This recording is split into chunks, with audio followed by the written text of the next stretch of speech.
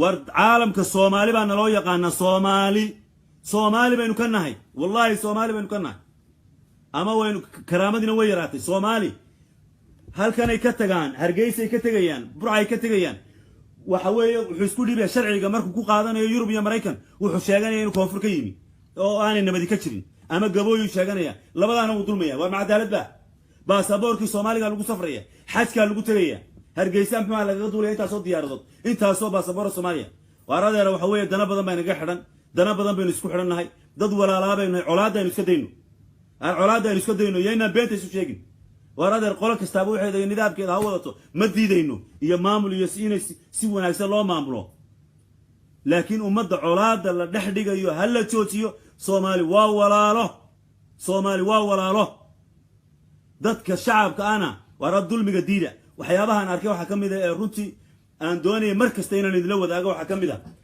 qof baa la dilaya oo boolis dilaya wax oo mudaharaad saalahan markaas waxa oranaya qof baa oranaya waxa uu sheegay qof baa la dilay waxa oranaya hada askarigu de wala xanuujiyo askarigu jawaab inuu muxuu sameyn la askarigu in askariga hada way shiidayaan askariga waa had wallahi ahaan laha ka dhintay qofka hadlayo walaalki ama walaashi sida miyuu hadli laha saa mu hadleen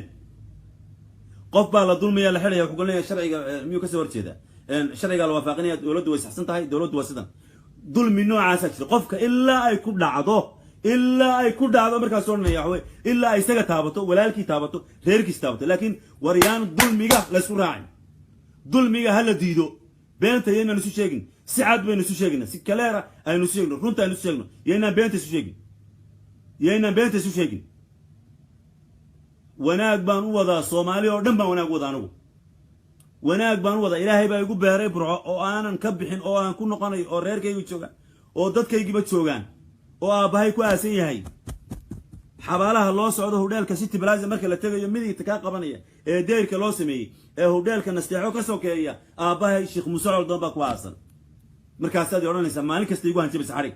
oo marka Allah marka xagan u soo baxana oo lagu xidhaya qarnimada ka soo horjeeda ya ammi waa magaaladeedii waa yani ima fogeyn kartid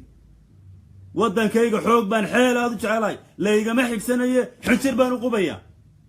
kifaaya kala sheegashada kifaaya inagu filan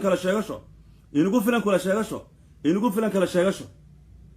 wala la yaal meel kasta aad joogtaan waxaan sheegayaa waxa igu jira damiir dhiig Soomaali baa igu jira